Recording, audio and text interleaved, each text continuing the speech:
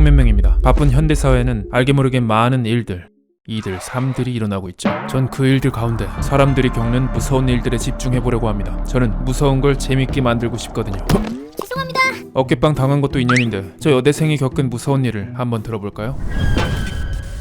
제가 친구랑 홍콩 여행을 갔을 때였습니다. 신나게 놀고 숙소로 돌아가기 위해 친구와 호텔 엘베를 기다렸고 저희는 중년의 중국인 부부와 함께 엘베를 타게 됐죠. 17층, 18층, 19층 숙소까지 올라가는 걸 멍 때리며 보고 있는데 친구가 자꾸 어딘가를 힐끔힐끔 보며 어쩔 줄 몰라 하더군요. 뭔가 싶어 옆을 보니 중년의 중국 남성이 저희를 빤히 쳐다보고 있었습니다. 그것도 대놓고 몸까지 저희 쪽으로 틀고는 빤히. 부인도 옆에 있는데 말이죠. 점머. 계속 물어봤음에도 그 남자는 아무 말 없이 계속 쳐다볼 뿐이었죠. 뻘쭘하고 민망한 그때 타이밍 좋게 엘베 문이 열렸고 저희는 나와서 객실까지 빠르게 걸어갔습니다. 그리고 아무 생각 없이 카드키를 객실 문에 대려는데 친구가 작지만 떨리는 목소리로 야, 잠깐만. 외치는 거예요. 그리곤 겁에 질린 표정으로 저기 있어.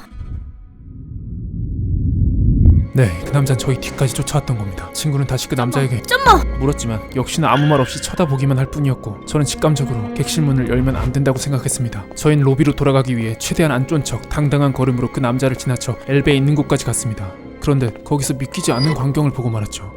바로 그 남자 부인이 평온한 표정으로 남편을 기다리고 있던 겁니다. 저와 친구는 너무 놀라 얼어버렸고 남자가 엘베를 타자 부인은 아무렇지 않게 남편과 올라갔습니다.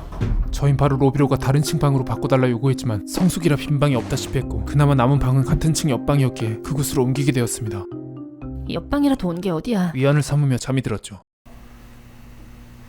연희야, 일어나봐. 연희야, 이년아. 아, 왜? 못 들었어? 뭘? 누가 계속 문 두드렸잖아.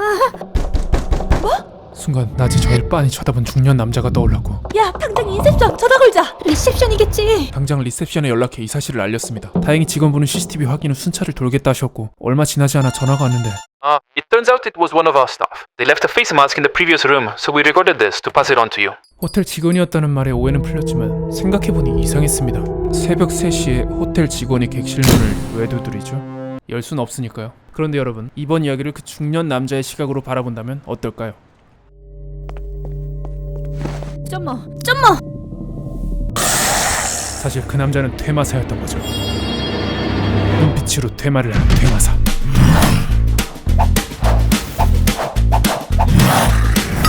말해주고 처리하지.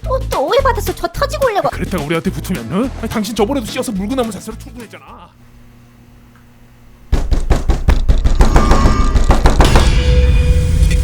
They left a face mask in the previous room, so we recorded this to pass it on to you. 어떡해? 좋은 부부셨구나. 근데 이 뒷내용은 어떻게 하셨어요? 지원했습니다. 아이씨, 재밌냐? 난 진지하구만. 때로는 재미있는 게 나을 때도 있죠. 죄송합니다. 마침 두 번째 인연이 나타났네요. 저 여자분의 이야기도 들어볼까요? 제가 이뻐지려고 코 수술을 결심한 20살 때 쌍꺼풀 수술을 한 친구가 믿기 힘든 얘기를 들려줬습니다. 친구는 쌍꺼풀 수술 전 눈덩이에 맞는 부분 마취가 엄청 아프다는 후기를 보고 수면 마취를 받기로 결심했답니다. 그렇게 수술 당일 친구는 수면 마취를 했고 바로 기절하듯 잠들겠구나 생각했지만 어찌된 일인지 친구는 계속 깬 상태였다고 합니다. 뭐지? 저기요, 저 마취 안 됐는데요? 하지만 아무도 들어주지 않았다고 하더군요. 네, 친구 몸은 마취가 됐지만 정신은 마취되지 않았던 겁니다. 그렇게 친구가 공포에 사로잡힐 때쯤 누군가 자신의 두 눈을 숟가락으로 쑤셔 파는 것처럼 아프기 시작했답니다. 그건 부부 마취의 고통이었고 아파요. 그만, 저 마취 안 됐다고요. 친구는 소리 없는 외침을 질렀지만 눈이 타는 고통은 멈추지 않았답니다. 이 얘기를 들은 저는 코 수술을 해야 하나 망설였지만 그건 쌍수였고 나한테도 일어나겠어 하는 마음에 그냥 바로 수술 예약을 잡았죠. 얼마 후 전 수술방에 들어가 주사를 맞고 잠에 들길 간절히 바라며 정신이 몽롱해졌습니다. 그렇게 잠들려는 그때 갑자기 철제 메스 노는 소리. 점심 뭐 먹었어? 연어볼게요. 간호사 의사분들이 조용히 얘기 나누는 소리 등이 점차 선명하게 들리며 정신이 돌아오기 시작했습니다. 나 마취 안 된 거야? 안 돼. 패닉이 온 저는 간호사쌤에게 저 마취 안 됐어요. 미친듯이 소리치며 발버둥 쳤지만 당연히 목소리 나오지 않았고 몸도 움직이지 않았죠. 그때 가위로 무언가 끊고 싹둑 사각사각 살을 자르는 소리가 들렸죠. 수술을 시작했구나. 난 이제 죽었구나. 극한의 고통을 직감하고 공포에 사로잡혔을 때 선생님, 환자분 심박수가 떨어집니다. 간호사가 소리쳤고 삐. 나 죽는 건가? 엄마, 아빠 미안해. 일정한 간격을 두고 들리던 심장 박동수는 얼마 지나지 않아